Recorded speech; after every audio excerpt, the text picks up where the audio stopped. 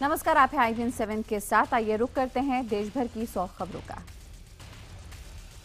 मुंबई धमाकों के दोषी याकूब की फांसी के विरोध में सलमान खान भी आ गए हैं। देर रात ट्विटर पर उन्होंने टाइगर मेमन को अगले असली गुनहगार बताया और लिखा कि टाइगर को भारत लाकर फांसी देनी चाहिए। सलमान ने लिखा है कि टाइगर के गुनाह की सजा याकूब को नहीं दी जाए। भाई को फांसी की सजा मिलने पर टाइगर की चुप्पी पर सलमान ने उसे लोमड़ी करार दिया। इस बीच याकूब मेमन की फांसी पर महाराष्ट्र के गवर्नर से राज्य के आला अफसर मिले। अधिकारियों ने राज्यपाल को याकूब की दया याचिका खारिज करने की सलाह दी। इस बारे में सरकार की ओर से कोई बयान नहीं आया, लेकिन सूत्र बताते हैं कि सरकार नहीं चाहती कि राष्ट्रपति और सुप्रीम कोर्ट में अपील खारिज हो जाने के बाद गवर्नर की ओर से रहम हो। इस बीच महाराष्ट्र सरकार ने नागपुर सेंट्रल जेल में याकूब की फांसी की तैयारी तेज कर दी है। बता दें कि फांसी की तैयारियों के लिए सरकार ने 22 लाख रुपए मंजूर किए हैं। याकूब मेमन के परिवार ने IBN 7 से खास बातचीत की। उसकी पत्नी ने IBN 7 को बताया कि जब वो याकूब से मिली तो वो परेशान था और उसे फांसी की उम्मीद नहीं थी। अलीगढ़ में परिवार विकास केंद्र पर समझौते के लिए गए लड़की पक्ष की पुलिस से जबरदस्त तरीके से झड़प हुई, जिसके बाद तब पिटाई भी हुई है। महिला दारोगा ने लड़की पक्ष को बाल पकड़कर खूब पीटा। असल में लड़का पक्ष के लोग परिवार परामर्श केंद्र की प्रभारी पूनम जादौन से बात कर रहे थे। लड़की पक्ष ने इस पर ऐतराज जताया तो जादौन ने एक शख्स को चाटा भी जड़ दिया। इसका विरोध करने पर लड़की पक्ष के लोगों की पिटाई शुरू हुई। यूपी के हमीरपुर में पुलिस और भीड़ के बीच हिंसक झड़प हुई। भीड़ ने पुलिस की 3 गाड़ियां फूंक दी, जबकि घटनास्थल पर हुई फायरिंग में एक शख्स की मौत हो गई और 3 लोग जख्मी हो गए। ये सारा मामला एक छात्रा के साथ छेड़छाड़ और उसके खुदकुशी से जुड़ा है। दरअसल लगातार छेड़छाड़ से तंग आकर 12वीं क्लास की छात्रा ने आग लगाकर आत्महत्या कर ली थी। बताया जा रहा है कि कोचिंग जाते वक्त रास्ते में 2 युवक उसे छेड़ रहे थे और विरोध करने पर दोनों ने मिलकर लड़की की पिटाई कर दी। जब उसने घर वालों को वारदात की जानकारी दी तो परिवार वाले घटना की शिकायत करने चले गए। जैसे ही उसके परिजन घर से निकले, उसने मिट्टी का तेल डालकर खुद को जिंदा जला लिया। देश भर में आज कारगिल दिवस पर कई कार्यक्रम किए जा रहे हैं। इस मौके पर रक्षा मंत्री जहां इंडिया गेट पर शहीदों को श्रद्धांजलि देंगे, वहीं 1 रैंक 1 पेंशन के लिए पूर्व सैनिकों ने इंडिया गेट पर दौड़ लगाई।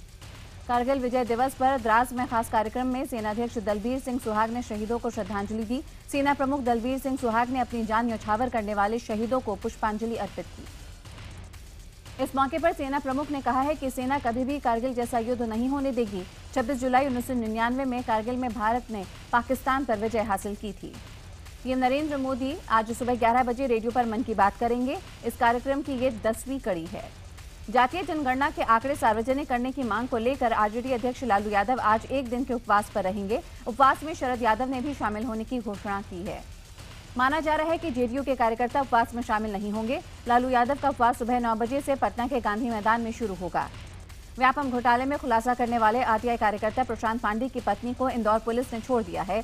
पुलिस के मुताबिक उन्हें हवाला के रुपए ले जाने के आरोप में हिरासत में लिया गया था। पुलिस के मुताबिक प्रशांत की पत्नी के पास से 9,91,000 रुपए बरामद हुए हैं। बयान लेने के बाद ये मामला आयकर विभाग को दे दिया गया है।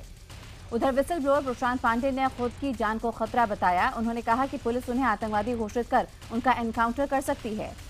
राजस्थान के जालौर में एक ग्राम पंचायत ने फरमान जारी किया कि शौचालय नहीं तो शादी नहीं, पहले घर में शौचालय बनवाओ और फिर पत्नी लाओ।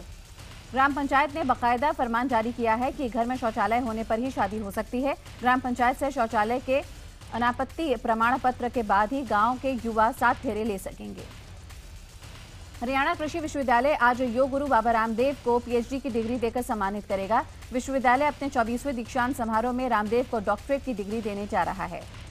तरनतारन में एक छात्रा की बर्थडे पार्टी के बहाने गैंगरेप का मामला सामने आया। रेप के दौरान आरोपियों ने लड़की का वीडियो भी बनाया। आरोपी पीड़ित लड़की का कपड़ा छिपाकर फरार हो गए। बाद में पुलिस ने इस मामले में 2 आरोपियों को गिरफ्तार कर तीसरे की तलाश जारी रखी है। आईपीएल स्पॉट फिक्सिंग के आरोपों से घिरे 3 क्रिकेटर एस श्रीसंत, अजीत चंदीला और अंकित चौहान को दिल्ली के पटियाला हाउस कोर्ट से बड़ी राहत मिली है। अदालत ने तीनों को सबूतों के अभाव में बरी किया। इस मामले में आरोपी बने बाकी 39 लोगों को भी कोर्ट ने सबूतों के अभाव में बरी कर दिया। कोर्ट ने दिल्ली पुलिस के सारे आरोप खारिज किए। इन क्रिकेटरों पर आईपीएल सीजन 6 में मैच फिक्सिंग के आरोप लगे थे। पटियाला हाउस कोर्ट में फैसला सुनाए जाने के बाद पूर्व भारतीय तेज गेंदबाज एस श्रीसंत अदालत परिसर में रो पड़े। वहीं बीसीसीआई ने कहा है कि श्रीसंत और अंकित चौहान पर लगा लाइव बैन नहीं हटाया जाएगा। बोर्ड का कहना है कि उसे अपनी जांच पर भरोसा है। 3 क्रिकेटरों के अलावा पटियाला हाउस कोर्ट ने स्पॉट फिक्सिंग में फंसे 39 अन्य आरोपियों को भी बरी कर दिया। इन 39 लोगों में दाऊद इब्राहिम और छोटा शकील भी शामिल था। वहीं स्पॉट फिक्सिंग में कोर्ट से बरी होने के बाद अजीत चंदीला ने IBN 7 से बात की और कहा कि उन पर लगा बड़ा कलंक आज मिट गया। प्रधानमंत्री नरेंद्र मोदी ने मुजफ्फरपुर की परिवर्तन रैली में बिहार के सीएम नीतीश कुमार और लालू यादव पर जमकर हमला बोला। पीएम ने कहा कि नीतीश ने बिहार की जनता के साथ धोखा किया है। पीएम ने कहा कि अगर आप लोगों को जंगल राज से मुक्ति चाहिए तो एनडीए को एक बार सेवा का मौका दीजिए। उन्होंने कहा कि जनता शपथ ले कि बिहार में दोबारा जंगल राज आने नहीं देंगे। प्रधानमंत्री मोदी ने लालू पर निशाना साधते हुए आरजेडी का मतलब बताया। उन्होंने कहा कि आरजेडी का मतलब है रोजाना जंगल राज का डर। बतौर पीएम पहली बार बिहार के दौरे पर पहुंचे प्रधानमंत्री नरेंद्र मोदी ने पटना में कई योजनाओं की शुरुआत की। पीएम मोदी सुबह करीब 10:30 बजे पटना के वेटनरी कॉलेज पहुंचे, जहां उन्होंने सीएम नीतीश कुमार के साथ मंच साझा किया। इस दौरान दोनों ने मुस्कुराते हुए एक दूसरे से बातचीत की। पीएम ने यहां दीनदयाल उपाध्याय ग्राम ज्योति योजना के अलावा दनियावा बिहार शरीफ रेलवे लाइन को हरी झंडी दिखाई। पीएम ने यहां IIT पटना के कैंपस का उद्घाटन किया। बिहार दौरे पर पीएम मोदी और नीतीश कुमार ने एक ही मंच साझा किया। नरेंद्र मोदी और नीतीश कुमार एक साथ अगल बगल मंच पर बैठे और माहौल खुशनुमा रहा। मंच पर दोनों के बीच कोई कड़वाहट नजर नहीं आई, लेकिन अपने भाषण में नीतीश कुमार ने चुटकी ली तो पीएम मोदी ने भी मंच से ही फौरन जवाब दे दिया। पटना में पीएम ने विशेष पैकेज का ऐलान तो नहीं किया, लेकिन भरोसा दिया कि वक्त आने पर बिहार को विशेष राज्य का दर्जा देने की घोषणा की जाएगी। पीएम मोदी ने कहा है कि जिस बिहार की वो कल्पना करते हैं उसके निर्माण के लिए 50,000 करोड़ रुपए भी कम होंगे। बिहार के तेज विकास के लिए इससे भी ज्यादा पैसों की जरूरत है। पीएम ने कहा कि वो विशेष पैकेज देंगे, लेकिन सही वक्त आने पर ऐसे कयास लगाए जा रहे हैं कि पीएम बड़े पैकेज का ऐलान करेंगे। पीएम मोदी के वार के बाद अब नीतीश और लालू ने प्रधानमंत्री पर पलटवार किया। नीतीश ने कहा कि मेरे बयान को प्रधानमंत्री ने तोड़ मरोड़ कर पेश किया। नीतीश के मुताबिक उन्होंने यही कहा था कि बिजली की स्थिति नहीं सुधरेगी तो वो वोट मांगने नहीं आएंगे। उनके मुताबिक बिहार में 3012 मेगावाट बिजली की खपत है, जबकि 2005 में 700 मेगावाट थी। वहीं लालू ने तंज कसते हुए कहा है कि बीजेपी का फुल फॉर्म भारत जलाओ पार्टी है। इस पार्टी के डीएनए में झूठ है। अभिनेता और बीजेपी नेता शत्रुघ्न सिन्हा ने बिहार के मुख्यमंत्री नीतीश कुमार से मुलाकात की। दोनों नेताओं के बीच करीब 15 मिनट तक बातचीत हुई। मुलाकात के बाद शत्रुघ्न सिन्हा ने नीतीश कुमार को बेस्ट सीएम और विकास पुरुष बताया। एंटी करप्शन ब्यूरो को लेकर अब तक अरविंद केजरीवाल सरकार और उपराज्यपाल राजीव जंग के बीच ही विवाद चल रहा था। अब इसमें एसीबी प्रमुख मुकेश मीणा के जबरदस्त एंट्री ने नया मोड़ ले लिया है। एसीबी प्रमुख ने हेल्पलाइन नंबर 1031 के टेंडर की प्रक्रिया की जांच के आदेश दिए हैं। 3 दिन पहले एसीबी ने दिल्ली सरकार की एंटी करप्शन हेल्पलाइन नंबर 1031 को खत्म कर नया नंबर जारी कर दिया था। विदेश मंत्री सुषमा स्वराज ने कहा है कि उन्होंने कभी भी ललित मोदी के ट्रैवल डॉक्यूमेंट के लिए गुजारिश नहीं की थी। सुषमा स्वराज ने अपने ऑफिशियल ट्विटर अकाउंट से ट्वीट किया। पत्रकार और लेखक मिन्हाज मर्चेंट ने ट्वीट किया था कि राहुल गांधी कहते हैं सुषमा स्वराज का ब्रिटिश सरकार को ललित मोदी के ट्रैवल डॉक्यूमेंट के बारे में फैसले करने देना एक आपराधिक काम है। इसके बाद सुषमा ने सफाई दी ट्वीट के जरिए। शिवसेना प्रमुख उद्धव ठाकरे ने एक बार फिर केंद्र सरकार पर हमला बोला। उद्धव ने बिहार को स्पेशल पैकेज को लेकर तंज कसते हुए कहा कि पैकेज चुनाव को देखकर ना दिया जाए। उद्धव ने कहा कि महाराष्ट्र में किसान मर रहे हैं, लेकिन किसानों को अब तक मदद नहीं मिली। अगर आज महाराष्ट्र में चुनाव होते हैं तो यहां भी पैकेज का ऐलान हो जाता है। वहीं कृषि मंत्री राधामोहन सिंह के किसानों के बारे में दिए गए बयान पर उद्धव ने कहा कि उनका कृषि मंत्री होना इस देश का दुर्भाग्य है और प्रधानमंत्री को इस बारे में कार्रवाई करनी चाहिए। 1 रैंक 1 पेंशन की मांग को लेकर पूर्व सैनिकों रक्षा मंत्री मनोहर पर्रिकर का विरोध करते हुए उन्हें काले झंडे दिखाए। हाल ही में मनोहर पर्रिकर पंजाब सरकार के कार्यक्रम में शरीक हुए थे। व्यापम घोटाले में सजा का पहला मामला खंडवा के में सामने आया है। 2 अलग अलग मामलों में कुल 4 दोषियों को 3 से 5 साल की सजा सुनाई गई है। मामला 2004 का है, जब खंडवा में पीएमटी परीक्षा के दौरान 2 फर्जी परीक्षार्थी पाए गए थे। अदालत ने दोनों आरोपियों को दोषी करार देते हुए 3 से 5 साल तक की जेल और 500 रुपए जुर्माना लगाया है। दूसरे मामले में भी दोनों दोषियों को 3 से 5 साल तक के कारावास की सजा मिली है। जम्मू कश्मीर के अनंतनाग में आतंकियों ने बस स्टैंड के पास ग्रेनेड फेंका, जिसमें एक शख्स की मौत हो गई। ग्रेनेड सुरक्षा कर्मियों पर फेंका गया, लेकिन निशाना चूक गया। हमले में एक सीआरपीएफ जवान समेत 6 लोग घायल हुए हैं। बताया जा रहा है कि आतंकियों ने शुक्रवार को श्रीनगर में 2 मोबाइल कंपनियों के दफ्तर पर ग्रेनेड फेंके, जिसमें 4 लोग घायल हुए।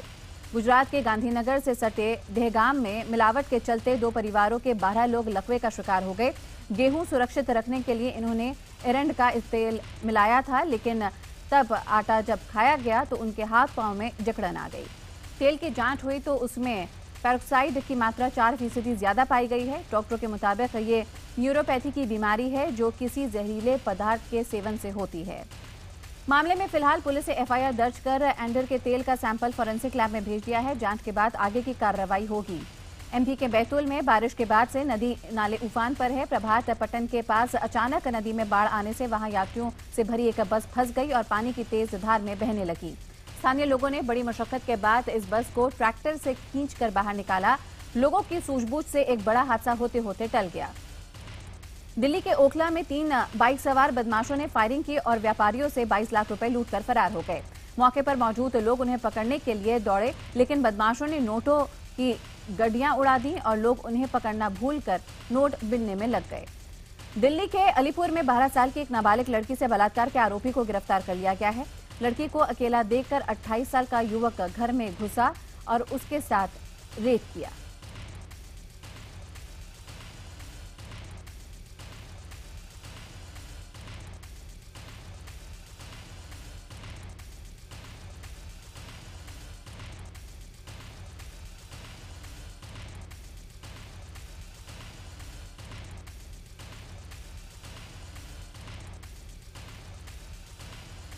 तो दिल्ली के अलीपुर में 12 साल की एक नाबालिग लड़की से बलात्कार के आरोपी को गिरफ्तार किया गया है। लड़की को अकेला देखकर 28 साल का युवक घर में घुसा और उसके साथ रेप किया।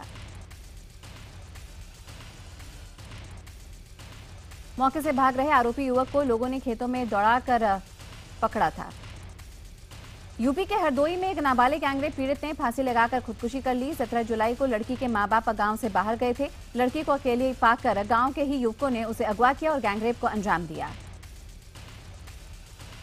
आत्मग्लानि के चलते लड़की ने घर में ही फांसी लगाकर आत्महत्या कर ली। पुलिस ने इस मामले में 3 में से एक आरोपी को गिरफ्तार किया। उत्तर प्रदेश के बदायूं में मानसिक रूप से कमजोर एक नाबालिग लड़की के साथ बलात्कार का आरोप लगा है। पड़ोस में रहने वाले एक युवक ने लड़की को घर पर अकेला देखकर बलात्कार किया और फिर फरार हो गया।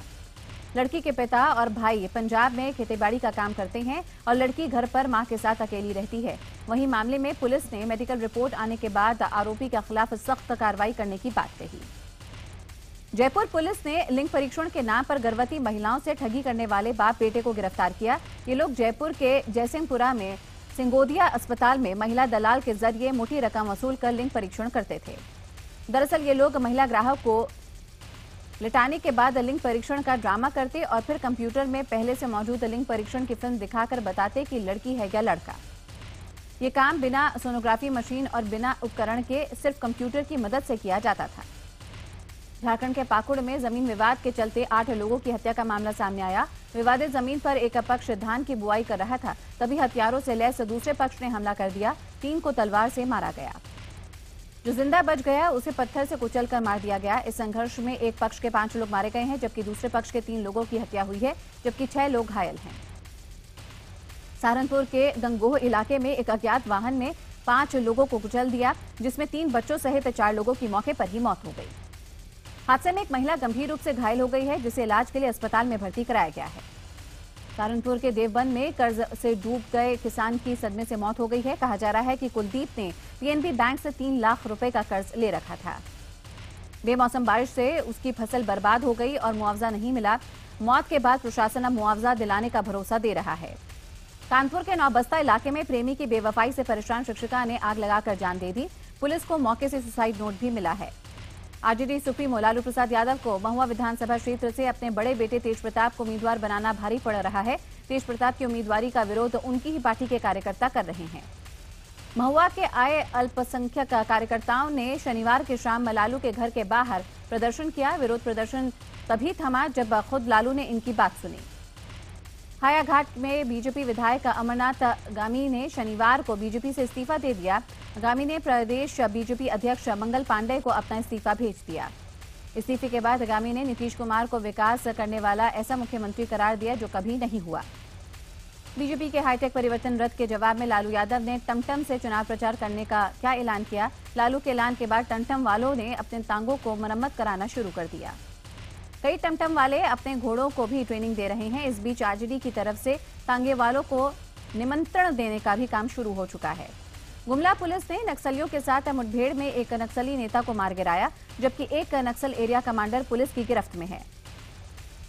चैनपुर के जंगल के पास हुई मुठभेड़ में सीआरपीएफ और कोबरा के जवान भी शामिल थे। मारे गए नक्सली नेता सिल्वेस्टर पर 25 लाख का इनाम था।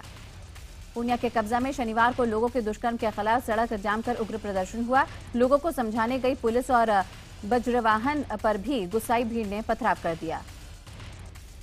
लोगों का आरोप है कि पुलिस सामूहिक बलात्कार के एक आरोपी की गिरफ्तारी नहीं कर रही है। पुलिस ने 2 आरोपी को गिरफ्तार कर जेल भेज दिया है, जबकि एक आरोपी अभी भी फरार है। नवादा के गुरुकुल कोचिंग इंस्टीट्यूट में फीस नहीं देने पर इंस्टीट्यूट के डायरेक्टर ने एक छात्र की बेरहमी से पिटाई कर दी। पिटाई से छात्र बेहोश हो गया। परिजनों ने इलाज के लिए उसे सदर अस्पताल में भर्ती कराया, जहां उसकी हालत सामान्य है। भागलपुर के संत जोसेफ स्कूल के हिंदी के शिक्षक के कम नंबर आने पर 9वीं क्लास की एक छात्रा की बुरी तरह से पिटाई की गई। पिटाई की वजह से छात्रा बेहोश हो गई, जिसे इलाज के लिए अस्पताल में भर्ती कराया गया। डीईओ और विधायक ने छात्रा और उसके परिजनों ने अस्पताल में मिलकर हालचाल जाना और दोषी शिक्षक के खिलाफ कार्रवाई का भरोसा दिया। कुछ साल पहले इसी स्कूल में एक छात्र की पिटाई की वजह से मौत हुई थी।